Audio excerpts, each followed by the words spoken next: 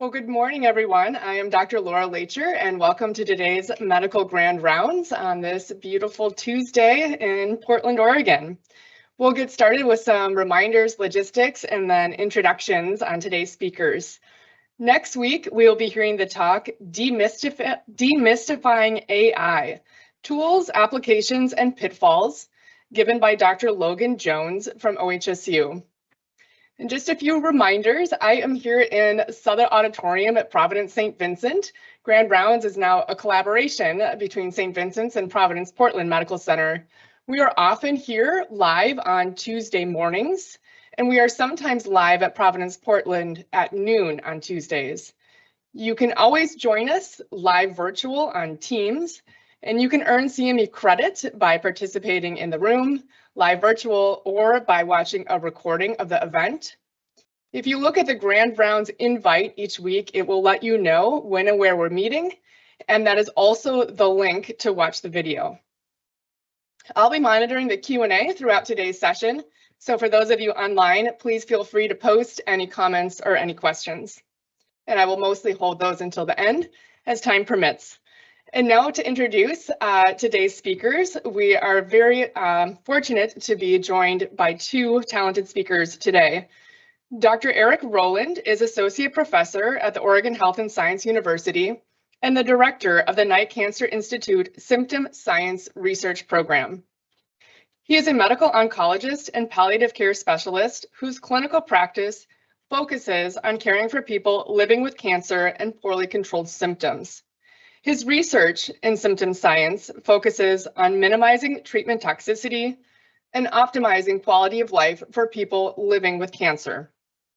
Dr. Rowland also serves as the chair-elect of the American Society of Clinical Oncology's Evidence-Based Medicine Committee and is an executive committee member of ASPIRE, the Alliance for Support and Prevention of Immune-Related Events.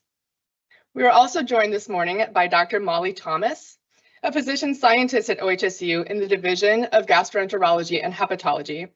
She earned her medical degree at UCSF, where she also completed a PhD in immunology. She then did residency in internal medicine and fellowship in gastroenterology at Massachusetts General Hospital. And while at MGH, she completed a postdoctoral fellowship studying the immune mechanisms that lead to immune-related adverse events associated with immune checkpoint inhibitor therapies. In 2023, Dr. Thomas joined the faculty at OHSU, and she currently has dual appointments in the Department of Medicine and the Department of Cell Developmental and Cancer Biology in the Night Cancer Institute. Clinically, she treats patients with inflammatory bowel disease and is the director of the OHSU GI Immune Toxicity Clinic. She also runs a basic science laboratory that studies the contribution of resident T cells to spontaneous and drug-induced intestinal inflammation. I'm so delighted to welcome these two great clinicians and teachers and researchers to our program today.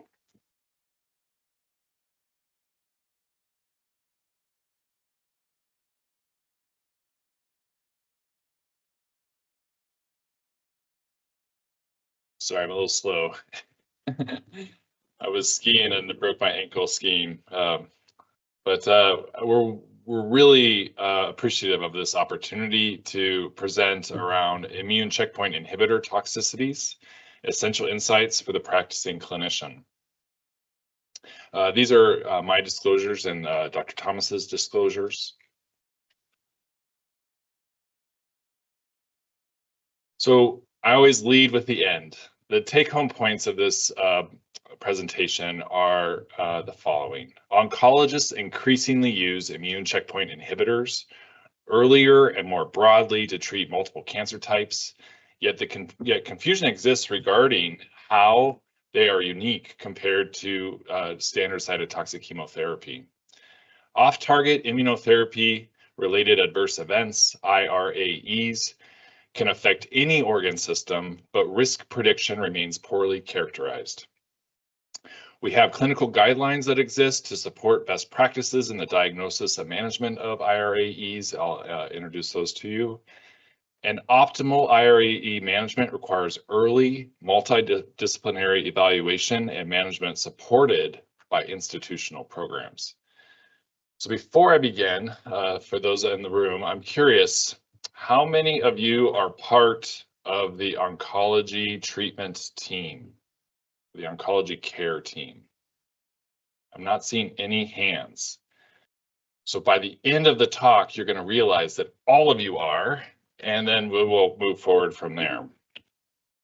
So just a little review here for those of us that don't remember immunology or have a PhD in immunology like Dr. Thomas. But every day we have antigens that are presented by the antigen presenting cell via the MCH complex. This then triggers a signal in the T cell receptor, and we'll call this signal 1. Of course, that's not enough. We often need the second signal to activate the T cell, and that is here represented by an interaction between CD80 and CD28. That's that signal number 2 that is then going to drive activation, proliferation, and migration into the peripheral tissues, as well as cytokine release, etc. So what is this darn immune checkpoint? It's a break. It's a break that we have because we don't want our immune system running in overdrive with every single antigen that's presented. So here, one of the breaks, the immune checkpoint CTLA-4, is depicted that has a higher affinity for that second co-stimulatory signal.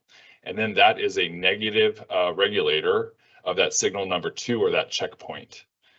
The way I think of it and the way I explain this to my patients is this is that second signal, that's that secret handshake, letting the T cell know that this is self, please don't attack.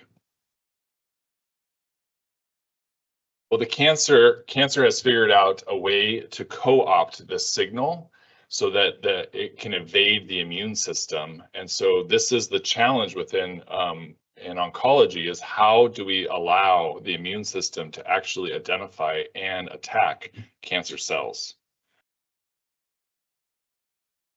So in 2011, we had our first official approval of an immune checkpoint inhibitor. This is a monoclonal antibody targeting these immune checkpoints. So this is blocking the blocker if you're a football fan. So we have the program cell death ligand number 1, sounds like a Star Wars movie. The ligand is on the cancer cell, the PD-1 is on the T cell. We've created monoclonal antibodies targeting both of those. And then our original antibody was an antibody directed towards CTLA-4. So these are the tools that we currently have, and there's more and more coming down the pike. So this is, hopefully this gives everyone just a little bit of nervousness as they're sitting, thinking, imagining themselves in this truck parked on this hill. This is what I think of when we're talking about immune checkpoint inhibitors. We're releasing the brake on the immune system.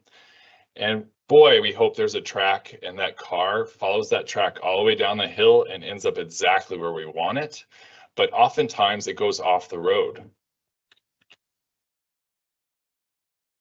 So these are by far breakthrough therapies that have revolutionized the care of cancer.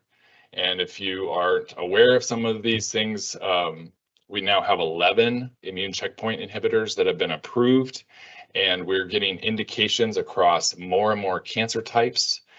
For example, pembrolizumab, which is a PD-1 monoclonal antibody, is the most widely used, and you can see the number of indications that it has, including pan cancer type indications that are MSI high. So this is becoming more of the norm, and we're using these in combination with standard cancer therapies. Moreover, we're using them earlier and earlier. So for example, we initially approved these drugs in the treatment of metastatic melanoma. Many of you may know of our President Carter's history with melanoma, living with metastatic brain melanoma for years. And after we get approval in the metastatic setting, we start marching these drugs earlier and earlier in the course. Now we have approvals in the neoadjuvant, so the curative setting.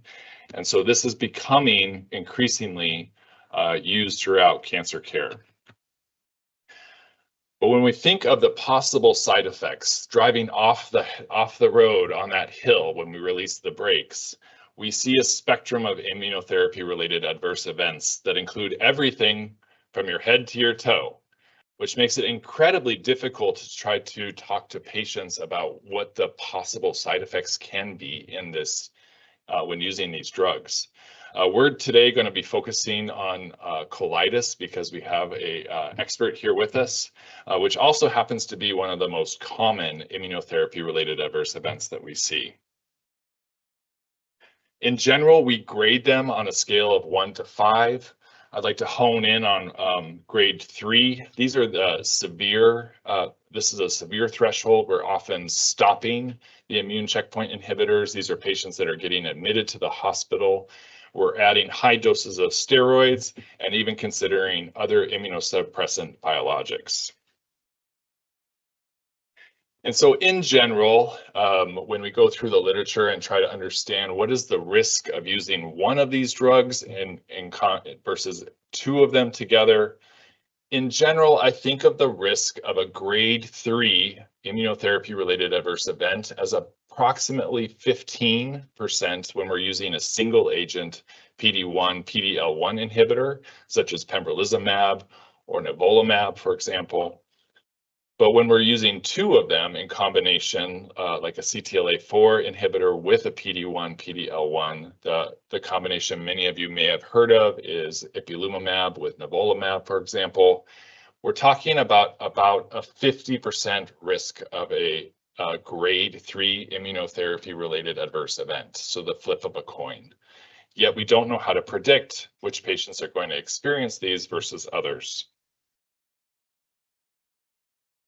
And then when they occur, we reach for steroids, and we reach for steroids at a very high dose. And anyone who understands clinical medicine understands how wonderful steroids are and how many side effects are associated with their use. So this is what I call the corticosteroid shower. We hose these patients down for not days, but weeks of steroids. If this is a true immunotherapy-related adverse event, patients are going to be on corticosteroids for 4 to 6 weeks. One of the major things that I see is that people desperately want to get off of these drugs, and so clinicians will frequently taper them very quickly, and there will be rebound of symptoms. Yet, is there a better way? Is there a better way than just using high-dose corticosteroids? So we now have multiple guidelines. You may be aware of the Society for Immunotherapy for Cancer. They've come out with guidelines. The National Comprehensive Cancer Network, the NCCN, has also come out with guidelines. And then the American Society of Clinical Oncology has also come out with guidelines on which both Dr. Thomas and I will be participating in the rapid update this year. So let's talk about a case. Here's Sarah. She's a 38-year-old woman with an MSI high, which would predict response to immunotherapy, stage 4 rectal adenocarcinoma. She's currently receiving the combination of the CTLA-4 with the PD-1 inhibitor, ipilimumab and nivolumab. She calls with symptoms of ongoing watery diarrhea greater than 7 times above her baseline without a fever. She's worsening nausea, unable to drink fluids, and of course she's sent to the ED. How many of you guys have seen a patient like this in the ED? Okay, I'm seeing a lot of shaking heads. This should all... So just looking at our guidelines, for example, because this is an increase of greater than 7 over her baseline, this would be considered grade 3. So I, as an oncologist, am thinking, okay, we're holding the immune checkpoint inhibitors until we have recovery to grade 1.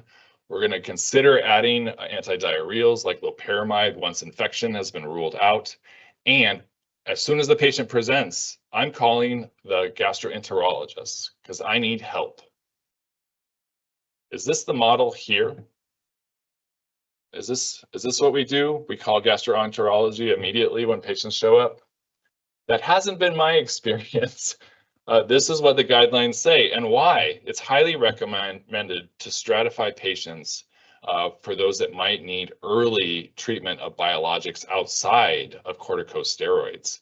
And so we would initiate IV corticosteroids. Please don't give them PO if they have diarrhea 7 to 8 times per day. And then if they were refractory, which we would define as a non-response to corticosteroids within 72 hours, the things that our gastroenterologists are seeing on endoscopy are going to guide whether or not we use some of our other biologics. And those biologics that Dr. Thomas will discuss further include things like vedolizumab and infliximab, and so on. So what does this all say? So I, as an oncologist, am now in a position where I'm responsible for every autoimmune reaction of the body. And somehow, as oncologists, we continue to prescribe these medicines without first having a safety net in place where we have experts that have dedicated their career to understanding autoimmune disease of each organ type. And so here is where we must team up. We need institutional support. I, as one oncologist, cannot create a network with an entire hospital system alone. I need to identify key stakeholders across all the medicine groups. We need to focus on educational efforts, really not only for our clinical colleagues, but our patients and caregivers, so they understand that this is different. This isn't regular diarrhea. We need to talk about accelerated referrals to subspecialists. 3 to 4 months for a flex sig is not acceptable in this setting. And then, of course, endoscopic evaluations with histologic confirmation as soon as we can. And so we've seen this model work in other places, and there are hospital systems that have an immunotherapy-related toxicity service. And we would just like to share what we've learned doing that. And then I would like to introduce Dr. Thomas, who continues to teach me about things related to colitis, hepatitis, and we need to get our subspecialty colleagues involved as soon as possible.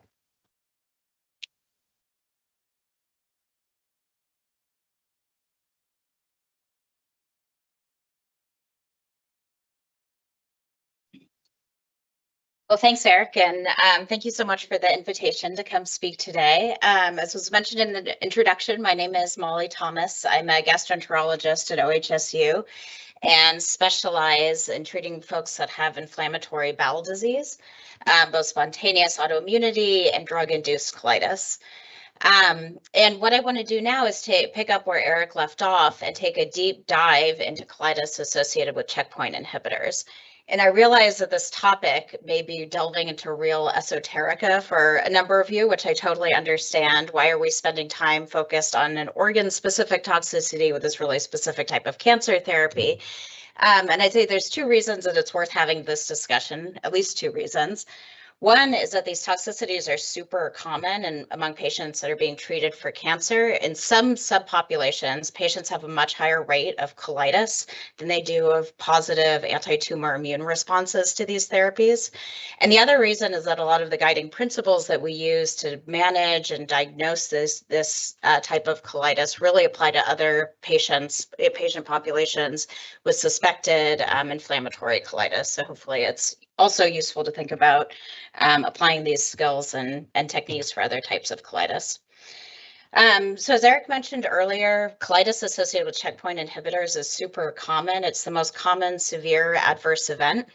And while it's luckily not as fatal as some toxicities like heart inflammation or myocarditis, it's a leading cause of why people are taken off their checkpoint inhibitor therapies and exposed to immunosuppressive medications that may dampen the anti-tumor immune response. So there are many gastrointestinal side effects associated with immune checkpoint inhibitors. Most patients who have GI toxicities related to immune checkpoint inhibitors have large bowel inflammation or colitis, though some have small bowel inflammation or enteritis or just isolated upper GI involvement. And interestingly, similar to what we see for microscopic colitis, there's pretty heavy sex skewing. So, and this is unfortunately true for a lot of these toxicities, where in general, women have a higher incidence of toxicity than men do. Now, this isn't obvious from, say, looking at the patients who get hospitalized, because most patients who are diagnosed with cancer are men. Most patients treated with immune checkpoint inhibitor therapy are men. But taking into account that denominator, women are at a higher risk of colitis and many of the other IRAEs. In terms of timing, most patients develop colitis within a few weeks of starting immunotherapy for cancer, but I've seen it develop years after therapy initiation, so it really can occur at any time. So what does this look like under the microscope? So checkpoint inhibitor colitis, or IRA colitis, shares some histologic features with other types of inflammatory colitis. So on the left here is normal colon. So these are nice repeated colon crypt structures. And then in all three types of inflammatory colitis, that includes also microscopic colitis. So this is a form of autoimmune colitis that can't be appreciated by eye, but when you take biopsies from the intestine, there's increased immune cells. In a subtype of inflammatory bowel disease called ulcerative colitis, we see an infiltration of these mononuclear immune cells into the mucosal layer of the gut. So all three types of colitis have this feature. But what's different is really what happens to the epithelial layer. So by definition, in a microscopic colitis, we don't see epithelial injury. In checkpoint colitis, epithelial apoptosis is a common feature of colitis. And in an inflammatory bowel disease, one of the defining features is that you see evidence of chronic injury, so often crypt architectural distortion, where these crypts start to lose their nice structure. And this is suggestive that the inflammation has been going on for a while. So there are some features of checkpoint inhibitor colitis that we can discern by biopsy that help us to differentiate it from different types of spontaneous autoimmune colitis.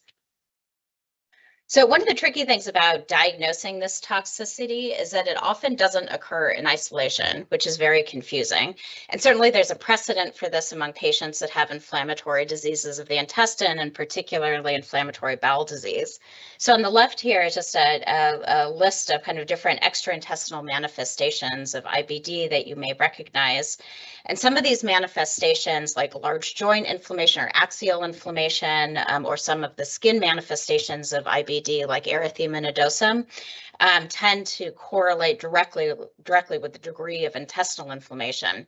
And unfortunately, we see kind of similar things among colitis associated with checkpoint inhibitors.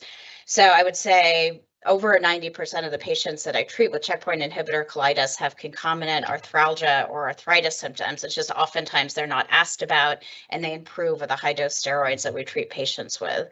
And then I would say anywhere between about a third to half of patients have concomitant rash, which is the most common toxicity associated with immune checkpoint inhibitors.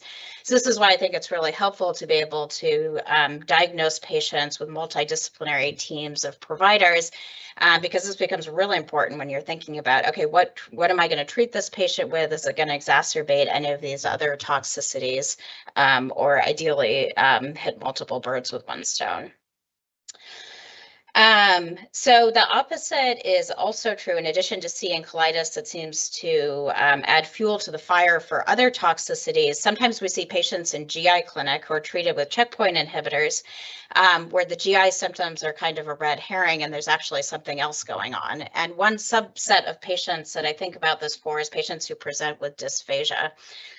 So there's this nice report from the New England Journal that was published almost 10 years ago showing that patients that have myocarditis or myocardial inflammation associated with checkpoint inhibitors often have immune infiltration, not just into the myocardial muscle, but also into the skeletal muscles all across the body.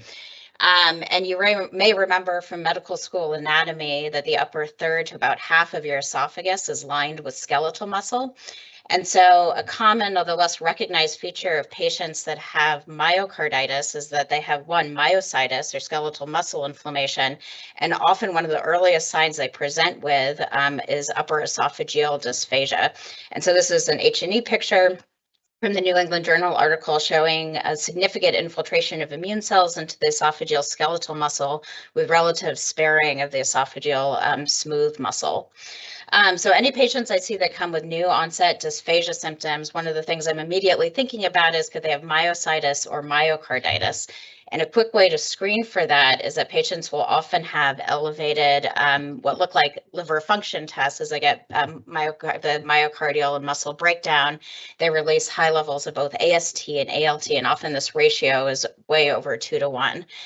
So every once in a while, I get referrals for patients with elevated liver tests, but they actually have myocarditis or myositis. So one point that I'm going to make, I think repeatedly, hopefully not too many times today, is that I think diagnosis is very helpful for both defining the type of GI toxicity that patients have, and then ultimately in dictating their management. And so one of the reasons I say this is that there's now multiple studies, and I'm just showing one here, suggesting that patients that have new onset gastrointestinal symptoms while they're on checkpoint inhibitors, a good percentage of them, over a third, actually don't have intestinal inflammation. So this was a study that we had published at Mass General showing that about 35% of patients who had new symptoms, had a colonoscopy or flex sig, actually had no signs of intestinal inflammation. The other reason that it's helpful to be able to actually look at the intestine is that it helps define the subtype of inflammation that patients have. So about 30 to 40% of patients who are treated with anti-PD-1 or PD-L1 therapy develop something that looks like spontaneous microscopic colitis. So the bowel looks normal by eye, but when you take biopsies, there's large numbers of immune cells infiltrating into the intestine, and this tends to respond to steroids. Whereas the majority of patients on both anti-PD-1 and anti-CTLA-4 therapy have frankly ulcerating colitis. And the reason it's useful to make that distinction is that microscopic colitis can be treated with a gut-specific steroid, budesonide, while this frankly ulcerating colitis usually requires higher doses of prednisone and even times biologic therapy. And there's been a couple of papers that have been published in this area. And this is one of the first of them published a few years ago by Mimi Wang, who's a gastroenterologist at MD Anderson. And what they found in a retrospective review is that patients who had ulcerative disease on their colonoscopy or flex sig were much more likely to have steroid refractory disease and high-grade diarrhea. And so what they found is that these patients likely benefit from early initiation of biologic therapy, or thinking about in general just steroid-sparing approaches to treatment. In terms of the diagnosis, so the literature suggests that 95% of these patients who have large bowel inflammation have left colon involvement. I myself have never seen this. When I've seen diagnosed patients with colitis, it usually tends to be pancolitis. So we usually recommend, and I think for the most part, flex sigs should be sufficient to be able to make the diagnosis. And I'll talk about in a second why I also recommend an upper endoscopy. So about 30% of patients have upper GI involvement, and about 15% of patients have isolated upper GI involvement. So just the upper small intestine or the stomach. This is important to know because this tends to be steroid resistant. So patients may initially respond to high dose steroids, but when you try to taper, all their symptoms recur. The upper GI symptoms are usually quite different from the lower GI symptoms. The lower GI symptoms, patients tend to present more with diarrhea predominant symptoms. Upper GI symptoms are a little more non-specific. Patients have kind of vague discomfort, abdominal pain, kind of early satiety. They may have nausea and vomiting, and kind of non-specific weight loss. The other thing that I see rarely, although now I've seen probably a dozen cases of this, are patients that have new onset celiac disease in the setting of ICI therapy. This is diagnosed through a combination of taking small intestine or duodenal biopsies and then sending blood serologic testing for TTG IgA.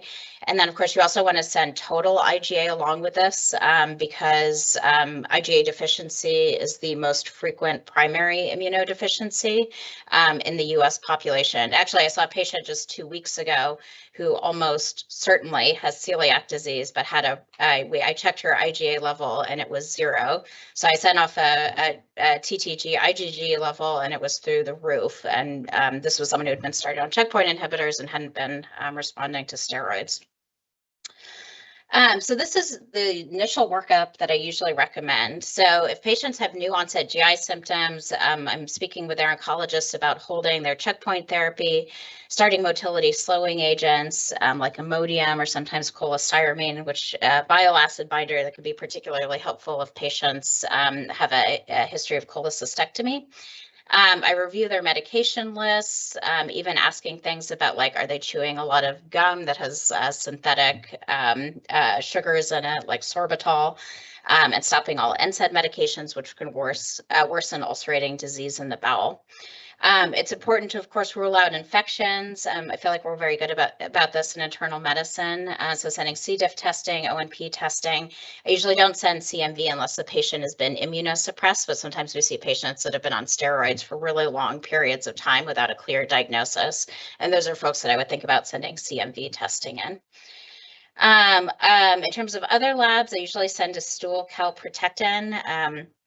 So this detects a neutrophil byproduct that can be a surrogate marker of inflammation.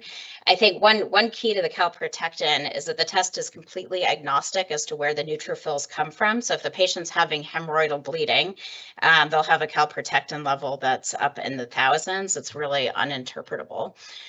So I actually think it's less useful if patients are having frank bleeding than if they're not. So that's one thing to keep in mind. I'm always thinking, of course, one step ahead. Is this patient going to be needed? Is this patient going to need to start on biologics? And if so, is it safe to do that? And so I always send pre-biologic labs. So hepatitis B and C serologies up front, along with TB and HIV testing. And as I mentioned before, serologies for celiac disease. For patients that have more moderate to severe symptoms, and I'll go through this a little bit more in detail later, I usually do recommend endoscopic evaluation. And then I reserve imaging for patients who have more severe symptoms or kind of atypical symptoms for this, like fever, localizing abdominal pain, things like that. Okay, so this is a question I get quite a lot, which is why would we possibly bother with endoscopy and colonoscopy when we can just treat with steroids and the patients will get better? So I thought a couple ways probably the best way to discuss this is to take some actual cases where we've done endoscopies, and I think they've been helpful. So the first case addresses the case of a 75-year-old woman who has a history of angiosarcoma. She was treated with paclitaxel and 2 cycles of pembrolizumab, which was stopped when she developed presumed colitis. And when I saw her in clinic, she'd been having 5 to 6 months of severe nausea and vomiting symptoms. When she had initially presented, she had had a CT scan that showed possible bowel obstruction and maybe colon thickening, and she was given 2 weeks of budesonide. And over the next 5 months, she continued to have really severe nausea, vomiting, and a 40-pound unintentional weight loss that had been attributed mostly to her cancer symptoms. So I recommended an EGD. We ended up not doing a colonoscopy because her nausea was so severe, she couldn't tolerate the colon prep. And what was really striking was that her whole duodenum was completely flat, so she had no villi at all. And when we looked at the biopsies, it confirmed that she had increased immune cells within the mucosal of the bowel between the epithelial cells and near complete villus blunting. Her stomach also showed patchy gastritis. And when we send her celiac serologies, it's the highest I've ever seen, so off the chart. Now, one question is it possible she had celiac disease before? It is possible, though she didn't have symptoms before this, and patients with celiac disease almost always have iron deficiency, and before she started on cancer therapy, she had 0 iron deficiency, so I think it's unlikely. So we ended up treating her with open capsule budesonide. So if you've prescribed budesonide before, you may know that it has an enteric coating to it. So it's designed to be released mostly at the end of the small intestine. So if you want to treat any upper GI, like duodenal inflammation or stomach inflammation, it's not going to work. So what we do is we have the patients literally just open the capsule and put it in water or some sort of other carrier. And we placed her on a gluten-free diet. And after a couple of weeks of the budesonide and the gluten-free diet, she significantly improved, which is great. She's gained all her weight back. The second case that I want to talk about It's another patient I saw in clinic. So she's 50 years old and has a history of autoimmune disease. So she has an HLA-B27 genotype, rheumatoid arthritis, psoriasis, hypothyroidism, and actually 2 different types of cancer. One was a GIST, for which she underwent partial gastrectomy, and the other was an adenosquamous carcinoma of the gallbladder, for which she underwent partial hepatectomy. So she'd gotten 3 cycles of checkpoint inhibitor therapy. And when I saw her in clinic, she'd been having over a year of diarrhea symptoms and had been treated intermittently with prednisone. So when I saw her in clinic, it turns out that she'd had chronic diarrhea symptoms most of her life. They got a lot worse when she started on the checkpoint inhibitor therapy. She'd been recently started on sulfasalazine by her rheumatologist. And so to get a better sense of what was going on in the intestine, I recommended an upper endoscopy and colonoscopy. And this is what we saw in the biopsies. So the duodenum looked normal. The stomach, she had some patchy active inflammation. And then in the colon, she had this kind of unusual finding for checkpoint colitis. So pancolitis, but also with crypt architectural distortion. So this is suggestive of chronic inflammation in the bowel. And so I did some chart digging and saw that in 2018, she had had a prior colonoscopy that showed ileocecal valve inflammation.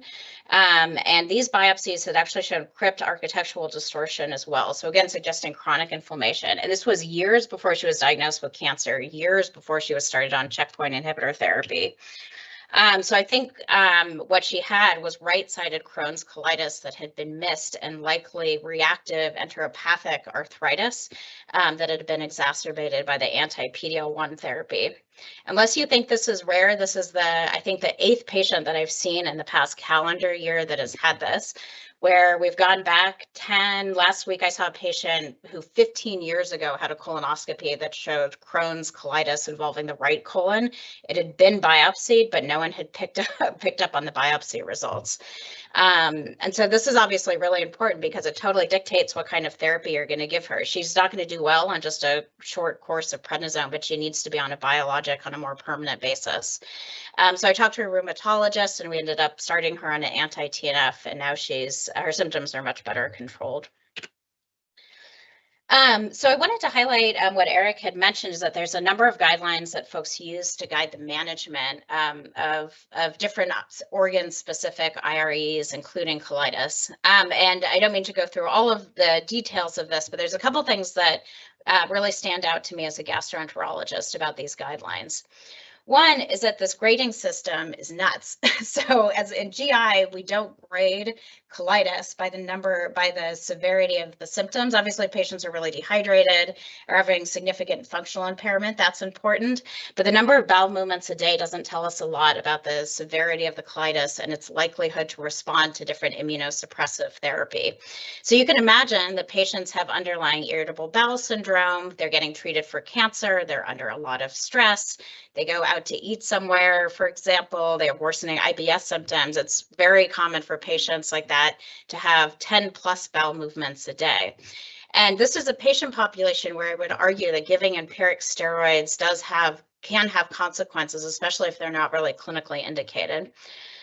So this is really typical for how we grade the severity of inflammatory bowel disease and spontaneous colitis. The other thing that's really striking here is that the steroid doses that are used to treat this type of colitis or recommended to treat this type of colitis are much higher than what we use for inflammatory bowel disease. And I would argue, so one, there's very little data to support using such high steroid doses. In my experience, patients seem to respond to lower steroid doses. So I think as someone who is more frightened of the cancer and that the cancer is going to become worse over time or recur, I think a lot about steroids in this population.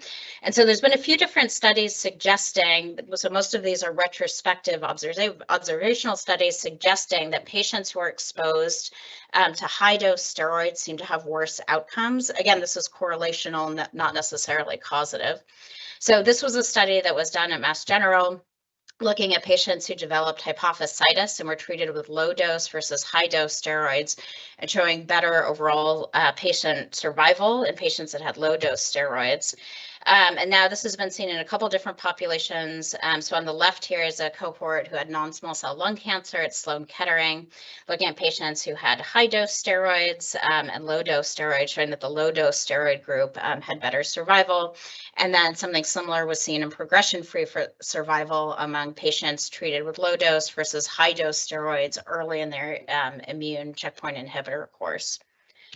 At least from these observational studies, there's some suggestion that treatment of IREs with high-dose steroids, especially early on in the ICI therapy course, is correlated with decreased patient survival. Now, we don't know that this is completely causative, but I think it makes intuitive sense that if you're giving the patients a therapy that activates T cells, and then you treat them with steroids, which essentially are like a sledgehammer that completely stop that response, that the patients may not have as good an anti-tumor response. So in terms of thinking about the arsenal of treatment options we have to treat inflammatory colitis, I have real concerns about patients being on prolonged doses of high steroids. So this is kind of my own edited guidelines that I use for treating these patients. So I use kind of a Goldilocks grading system. There's mild, moderate, and severe colitis.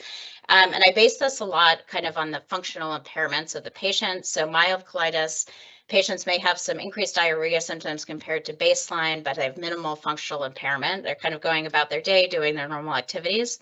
For moderate, they have some functional impairment, but it can be managed as an outpatient. And then patients with severe disease need IV nutrition or hospitalization.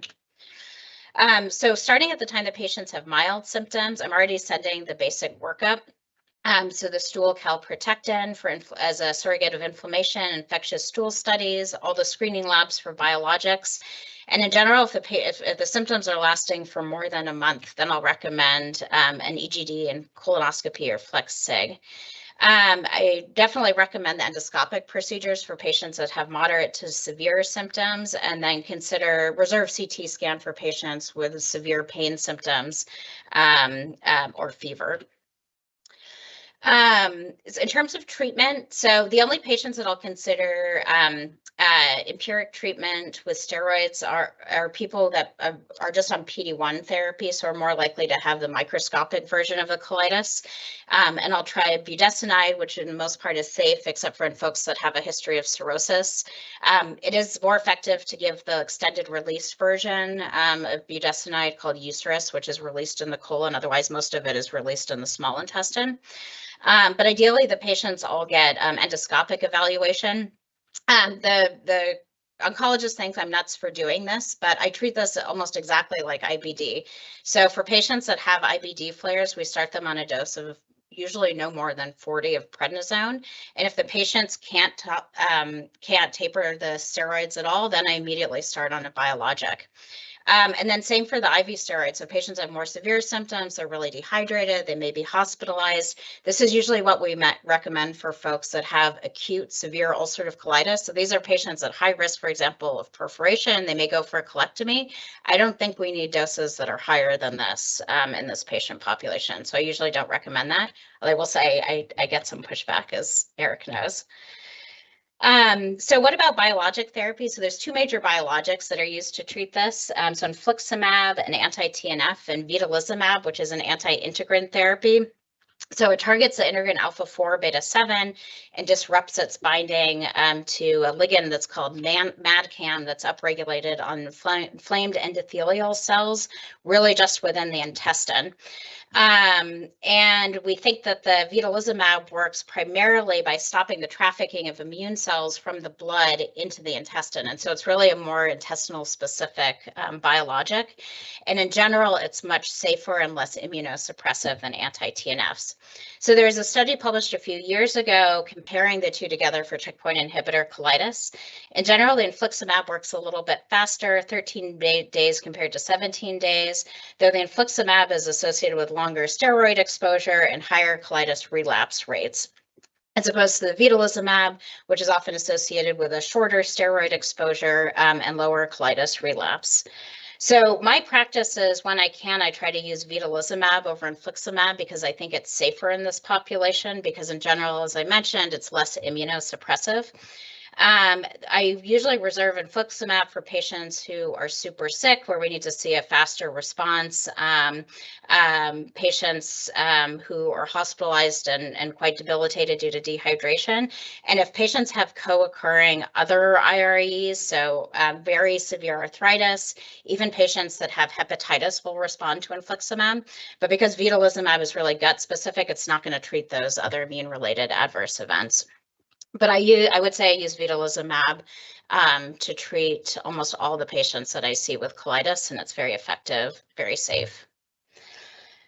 So major conclusions. So checkpoint colitis is a common side effect of immune checkpoint inhibitor therapy. And as the growing first-line indications for ICI therapy have expanded, so too, unfortunately, have the number of patients who've been impacted by IREs and particularly colitis.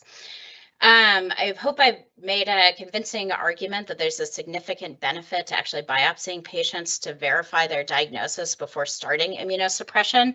So there's no inflammatory disease in GI, IBD, autoimmune hepatitis, et cetera, that we would ever treat patients with immunosuppressives without first having a tissue diagnosis. It becomes really challenging to figure out what's going on if patients, sometimes they get referred to us after they've already been started on anti-TNF, after they've been started on CellSup for hepatitis, and there's no underlying biopsy.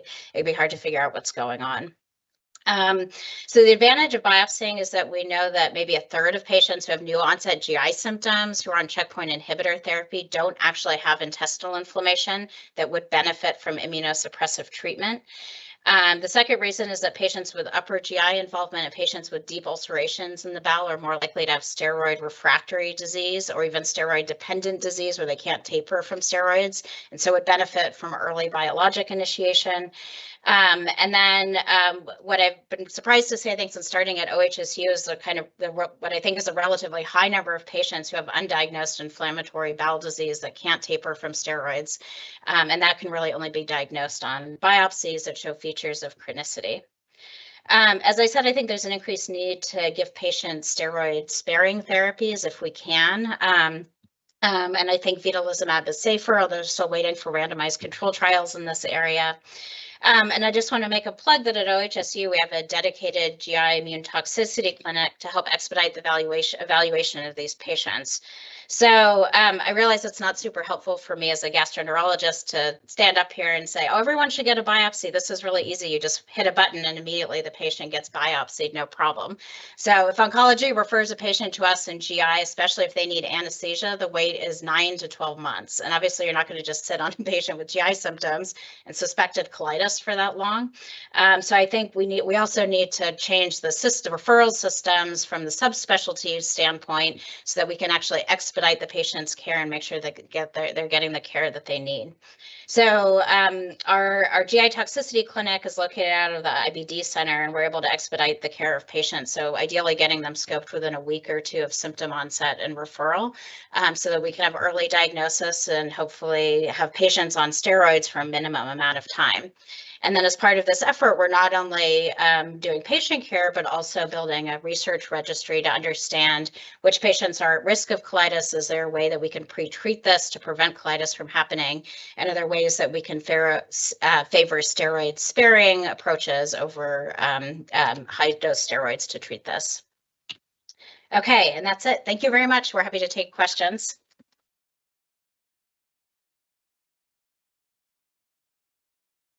Doctors Thomas and Roland, thank you so much. What a fascinating talk, and already a bit of a paradigm shift in what is a topic we feel like we are only just learning about. So thank you. We have some online questions. I'll look around and see if anybody wants to start us off in the room. All right, while you ponder your questions, we will get started.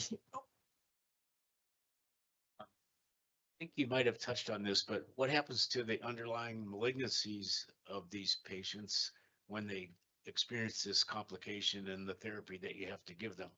Yeah, that is a great question. So yeah, what happens to the underlying malignancy when patients have these complications? And that it's very challenging to study because it's this kind of paradox with immune-related adverse events. So on the one hand, patients that develop IREs, that's in general a good prognostic sign, unfortunately. So this is true of IREs as a whole, and people have studied it specifically for colitis. Colitis is actually a good prognostic factor. And that kind of makes intuitive sense, right? If you're activating the immune system with these therapies and you're getting off-target toxicities because the immune system is so activated, it means you're more likely to be attacking the tumor. But the flip side of that paradox is that patients who get high-dose steroids, especially early on in the treatment course for ICI therapy, seem to have worse overall responses. So I think toxicity and the efficacy of these therapies are very intricately linked to one another. And I think that that's one of the areas of research that I'm interested in, is what pathways actually disentangle these two different responses. But I think in general, it's a bit of a double-edged sword. So it's not all good or all bad, but I think in general, I'm very wary about giving high-dose steroids to this patient population. And further, we're delaying ongoing treatment. So as oncologists, we don't add more immunotherapy if patients are on high-dose steroids. And there's kind of this general rule that they should be on a prednisone of 10 equivalent prednisone of 10 milligrams or less. But this is where we're at. There's a lot of uncertainty here, and I think what I'm learning over time is, in 2012 at that ASCO meeting where we were high-fiving each other saying, gosh, we have figured this out.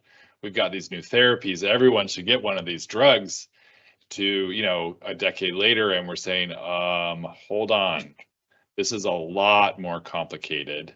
And just to put this out there, we're talking about immune checkpoint inhibitors here.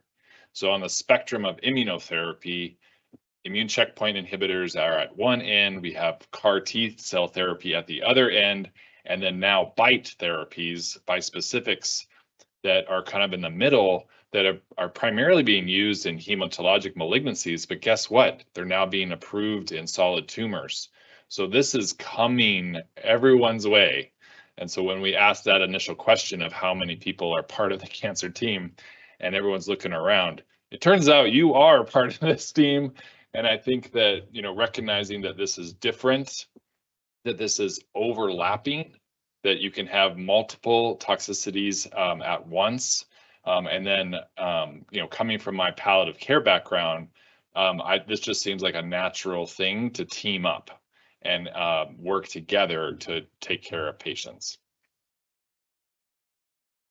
Thank you. There's a question, curious whether the celiac disease that can develop from these therapies is then typically permanent? Yeah. So it seems to be a lot of, I guess a few of the patients I've had with celiac disease will resume gluten, but their symptoms almost always recur. Celiac disease, I just find endlessly fascinating. So about 40% of the population has a celiac permissive genotype, so mostly HLA-DQ8 and to a lesser extent Q2. And they've done these really interesting studies in kids whose parents have celiac, who have these permissive genotypes. And what they've seen is that if you look at their blood counts, like every 3 months for the first 10 years of their life, what happens is the TTG-IgA antibody kind of waxes and wanes over time. And then for a small percentage of those kids, they go on to get full-blown celiac disease. And this is probably the cadence of most autoimmune diseases. It's just we don't have great blood biomarkers for, say, psoriasis or rheumatoid arthritis or IBD. So we don't see that kind of waxing and waning cadence. But yeah, in my experience, it looks like it is permanent. And so I think mimics some of the endocrinopathies associated with the checkpoint therapy, like type 1 diabetes, thyroiditis, where patients need to be on chronic thyroid replacement. Yeah. And as an extension of that question, curiosity, in your experience and in your practice, are patients receiving counseling around these risks at the time of initiation of these therapies? So I think it's quite easy for people to kind of criticize the entire consent process around these therapies, but I'd like to put this in context as a practicing oncologist. So I'm meeting you for the first time. You may have esophageal cancer, and there's recently an approval of combination chemotherapy with nivolumab for the treatment of esophageal cancer. I'm going to talk to you about the cancer diagnosis, its stage, the cytotoxic chemotherapy, the possible side effects associated with that, and then finish with the possible side effects of immunotherapy that can cause an inflammation of anything from your head to your toe. Please sign this consent form. You remembered everything that I said, and here we go. And that's usually, so everyone knows, usually within a 30-minute appointment or less. So then when we say that patients don't remember those side effects, or we quickly point fingers at oncology to say, well, you guys didn't do a great job of counseling them. I would say in general, as someone who is a symptom expert, symptoms are only really relevant to patients and caregivers when they occur. So in the middle of the diarrhea, suddenly it's, oh yeah, I think they said something about that. What was it? But we have colleagues in this space who are trying to figure out what are best ways to counsel patients and caregivers around the potential side effects. And it turns out this is probably more of a process than an event. And I would argue that patients and caregivers should be carrying around, say, a QR code to indicate to others what these therapies are and the information that's available, while creating online resources and videos to really be able to review this over and over again. But an incredible challenge. And I think initially there was some misconception that immunotherapy was safer because you don't get the kind of typical side effects of chemotherapy. Hair doesn't fall out. You don't have debilitating mucositis that causes odynophagia. And part of that, I think, comes from the fact that in terms of preclinical testing, laboratory mice don't get these. So you can load up laboratory mice with PD-1 or CTLA-4, or you even knock out PD-1 from a mouse and it's not going to get things like colitis. And so I think in the first phase 1 trials in humans was very surprising that there were such high rates of IRAs. And I think that that myth has kind of persisted, even though we're now, almost 15 years later from the first FDA approval. So we're members of a group called Aspire, and if you guys are interested in learning more, there's online educational opportunities to be part of that. And we're actually going to have a new membership type for the American Society of Clinical Oncology that would mean that you have access to free to this online community. The first time in history that that's been available. But I think overall, what I've learned in this space is to remain humble and curious. So every time someone's on one of these, I just kind of say, I wonder. And their patients are living longer, right? So they're living years now with these therapies. And there's more and more data coming out that patients are living with chronic IRAEs that are going undiagnosed.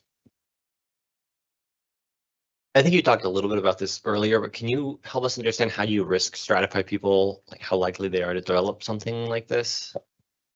I know you said it was a challenge, but well, so what is currently underway? We have one of our large consortiums is trying to do a study looking at blood-based biomarkers as well as patient-reported outcomes to try to predict who are the patients that are going to get this. Who should I spend more time counseling? And to date, we don't really have that information. We don't know. It is really feeling like a roll of the dice. What Dr. Thomas had pointed out is that it would make sense. There's a hypothesis that women who experience many more autoimmune type diseases may be at higher risk. And I suspect, and I hypothesize that what we will find is that patients who are at high risk of toxicity from cytotoxic chemotherapy and targeted therapies, those patients who are older with multiple comorbidities, decreased functional status, in contrast to what was once thought, it's okay for this low performance patient who has advanced disease and age to give this. I think we're going to find that the cardinal rules around cytotoxic chemotherapy delivery are the same for immunotherapy. We have a colleague who has an ongoing study, Dr. Deanne Tibbetts. This is an observational prospective study looking at weekly patient-reported outcomes and the incidence of immunotherapy-related adverse events. And we should also point out we have colleagues in dermatology, Dr. Noah Hornick, who has been a key stakeholder and ally in early biopsies and using some of the biologics that I'm continuing to learn about. And then our colleague within rheumatology, Dr. Whitney Salzman. And boy, I just keep feeling like I feel like when I go to one of these conferences, it's like a board review for all autoimmune diseases from head to toe. And so you can see why it's fun, exciting, but also kind of the challenges.